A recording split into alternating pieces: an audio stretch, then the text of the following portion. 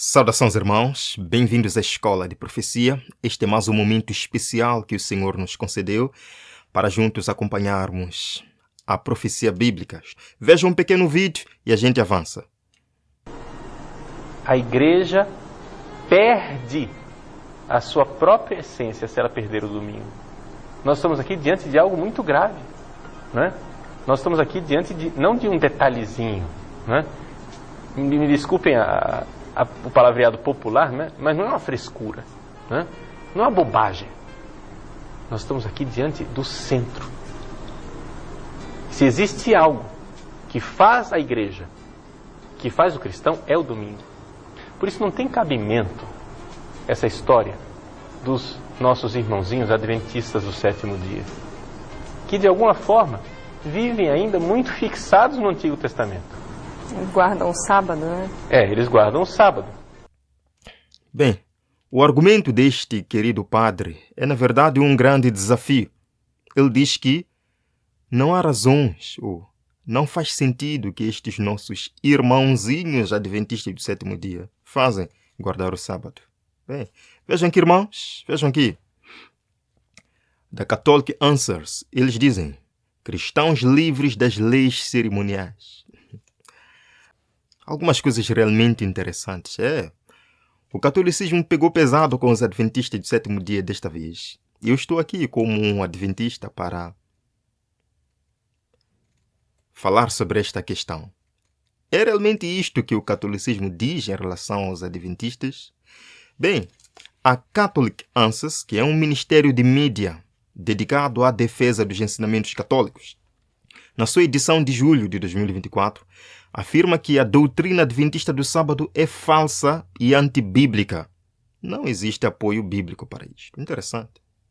Só que, lá no final da mesma publicação, a Catholic Answer diz o seguinte: que embora o quarto mandamento não seja mais válido hoje, deve-se observar o domingo como dia do Senhor. E que as instituições governamentais, os governos do mundo, devem ajudar a igreja a estabelecer o domingo como um feriado legal. Eu achei isto muito interessante. Mas bem, antes de avançarmos nesta parte, eu quero vos dizer que realmente a igreja adventista vem sofrendo muitos ataques, na verdade, por causa do sábado. Só o próprio título já nos diz aonde que eles querem chegar. Vejam, é dito: os adventistas do sétimo dia afirmam que nós, como cristãos, ainda estamos obrigados a guardar o sábado. Isto é, devemos adorar a Deus no sábado. Mas o ensinamento de Paulo na nossa segunda leitura prova o contrário. É interessante. E eu, como um bereano, fiquei curioso em saber qual é essa escritura de Paulo que diz que o sábado não deve mais ser guardado. Eles dizem aqui: Paulo ensina isto em outro lugar. Considere, por exemplo, Colossenses 2, verso 16. Lá Paulo escreve: portanto, ninguém vos julgue por causa de comida e bebida, ou por causa de festival, lua nova ou sábados. Um texto bastante polêmico, mas que na verdade não é polêmico. As pessoas é que buscam torná-lo polêmico. Vamos falar disto daqui a pouco.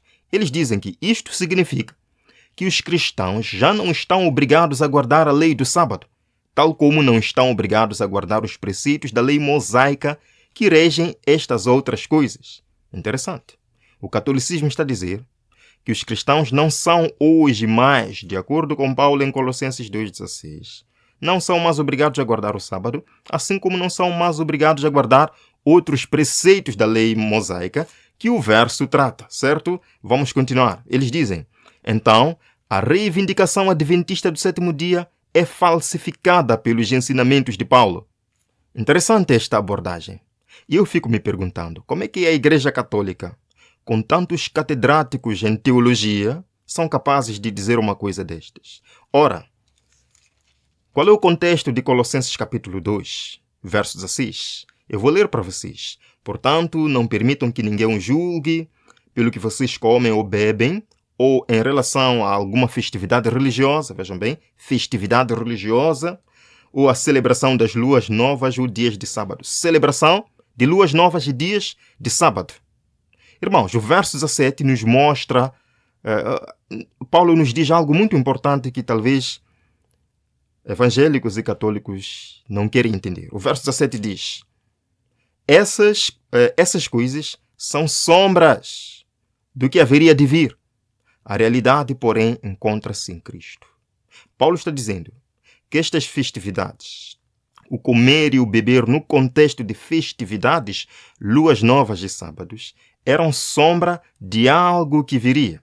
Meus irmãos, vocês sabem muito bem que entre o povo de Israel haviam festividades, dias solenes, dias sem trabalho servil. E por serem sem trabalho servil, eram considerados sábados, certo? Dias de descanso. Vejam aqui, por exemplo, Levítico 23, verso 4.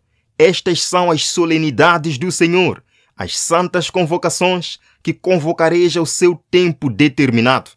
Então existiam festas no seu tempo determinado, no dia certo, no mês certo e nas horas certas. E agora vejam que estas festas não calhavam no sábado semanal todos os anos. Isto era impossível.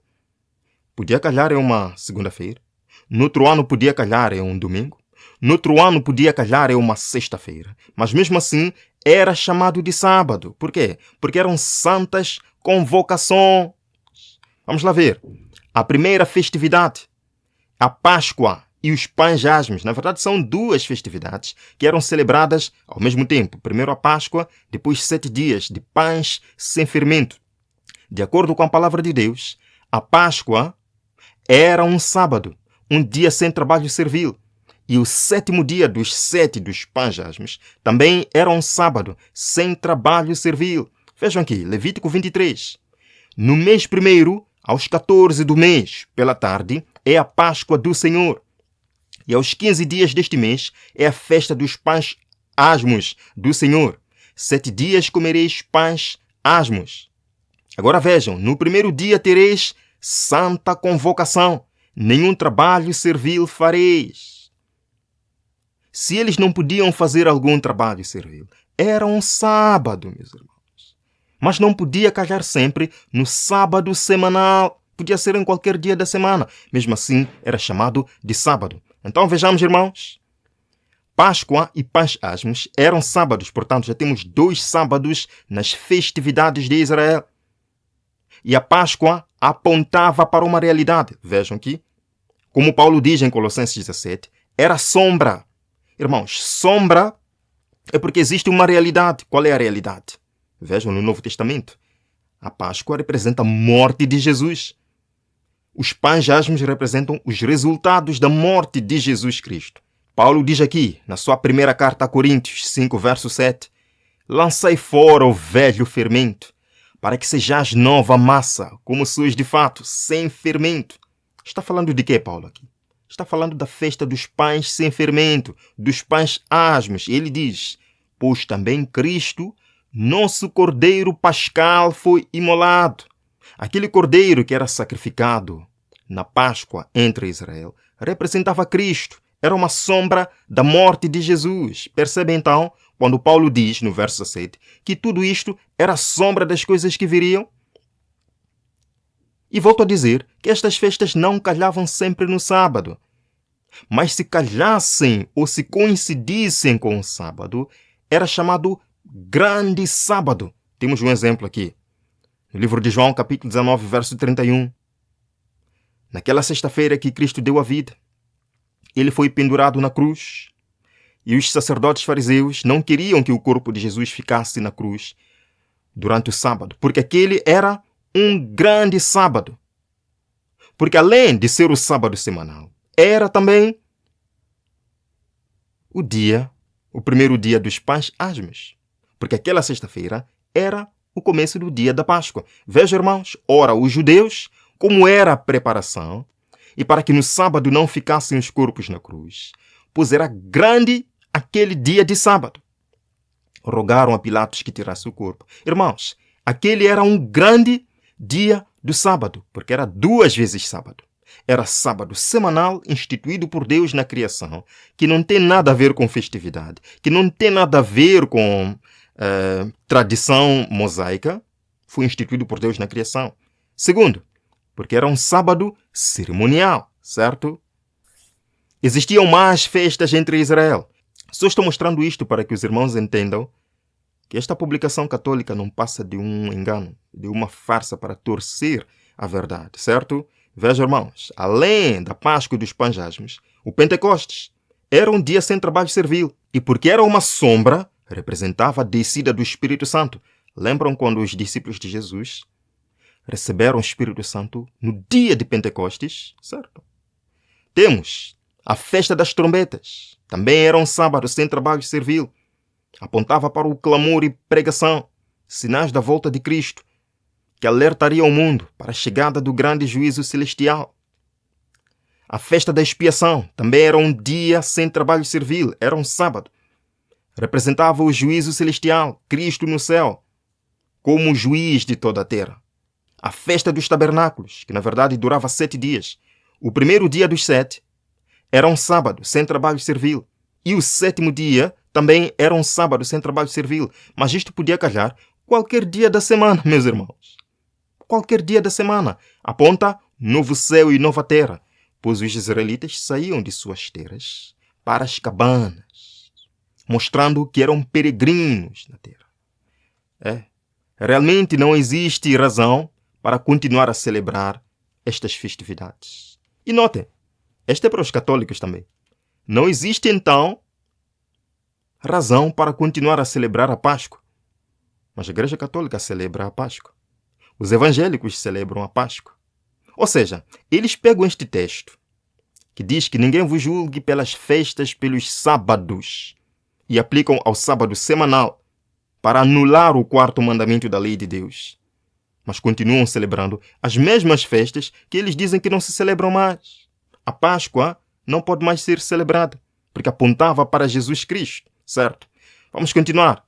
Diz aqui a Revista Católica: mesmo que já não estejamos obrigados a observar o sábado, a ideia de descanso leva-nos à celebração do domingo, o dia do Senhor. Eu não acredito que eles disseram uma coisa destas. Então, meus irmãos, o objetivo, mas falarei disto daqui a pouco. Vamos continuar, é dito. Santificar os domingos e os dias santos requer um esforço comum. Um esforço comum. Eles dizem que todo cristão deveria evitar fazer exigências desnecessárias aos outros, que os impediriam de observar o dia do Senhor. Apesar das limitações econômicas, as autoridades públicas devem garantir aos cidadãos um tempo destinado ao descanso e ao culto divino. Quem que deve garantir que os cidadãos guardem um domingo? Tenham um tempo para guardar o domingo? Quem? De acordo com a Revista Católica, são as autoridades públicas, meus irmãos. E eles dizem que o catecismo afirma o bem do descanso e lazer dominical para a sociedade, afirmando: no respeito à liberdade religiosa e ao bem comum de todos, os cristãos devem buscar o reconhecimento dos domingos e dos dias santos da Igreja como feriados legais. Meus irmãos, a Igreja Católica nos surpreende em alguns momentos com um alto nível de desorganização em suas abordagens. Porque em alguns momentos, eu vou mostrar para vocês daqui a pouco, eles mesmos dizem que não existe base bíblica para a guarda do domingo, que a Bíblia ordena a santificação do sábado. Eles dizem isto em suas publicações.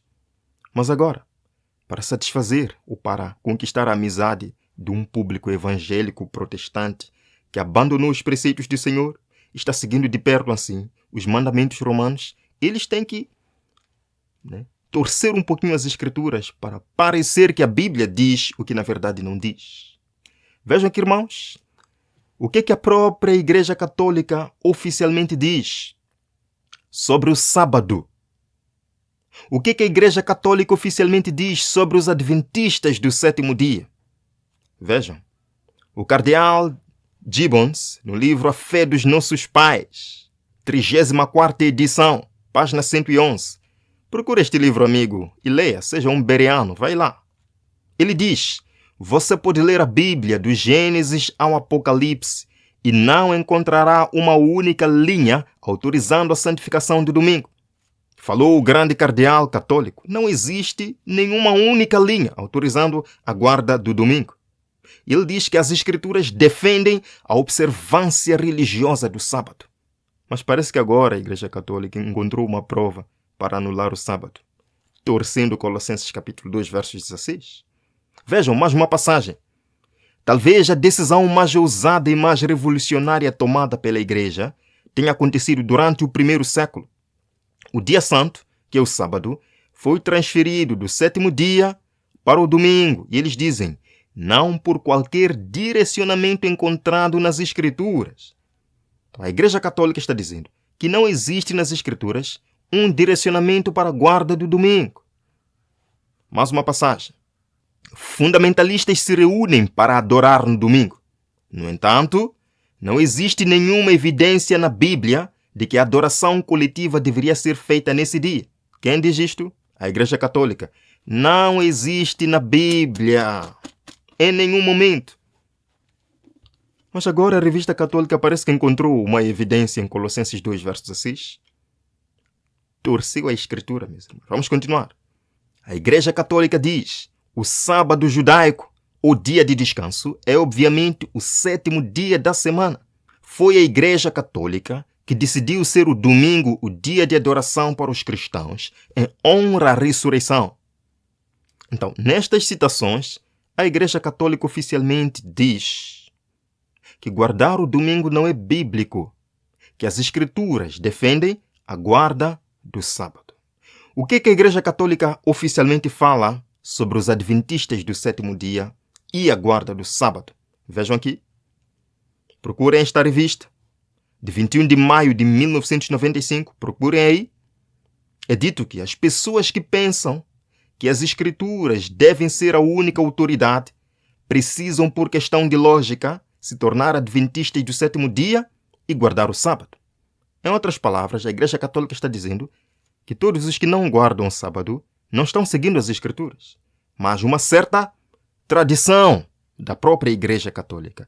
Quem pensa que a Bíblia é a única autoridade? Queridos, isto é muito sério.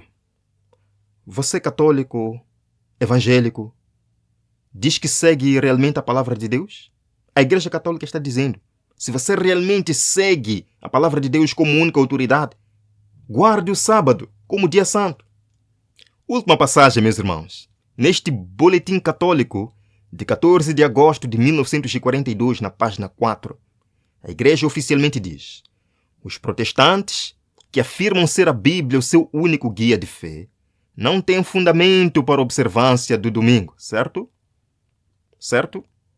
Nessa questão, os adventistas do sétimo dia são os únicos protestantes coerentes. Então, como nós vimos nestas citações, a Igreja Católica diz claramente que o sábado é o verdadeiro dia e que não existe prova bíblica para a guarda do domingo. Eles dizem isto claramente. Então, esta revista agora não vem para nos atrapalhar, pois oficialmente a Igreja Católica pensa assim como nós mostramos. E eles agora pedem que as autoridades regulem um dia de descanso. É assim como Satanás trabalha, irmãos. Vejam aqui, mais uma vez, eles dizem que todo cristão deveria evitar fazer exigências desnecessárias aos outros, que os impediriam de observar o dia do Senhor. Apesar das limitações econômicas, as autoridades públicas devem garantir aos cidadãos um tempo destinado ao descanso e ao culto divino. Quando é que as autoridades públicas devem conceder ao povo um descanso divino? No domingo, meus irmãos, porque de acordo com o catolicismo, o sábado não serve mais. Infelizmente, o mundo protestante evangélico está seguindo esta abordagem distorcida da palavra de Deus. Mas eu estou falando aqui para pessoas sinceras. Voltemos à palavra de Deus. Não torçamos a palavra de Deus para atingir os nossos fins. Queridos, não vai dar mais tempo.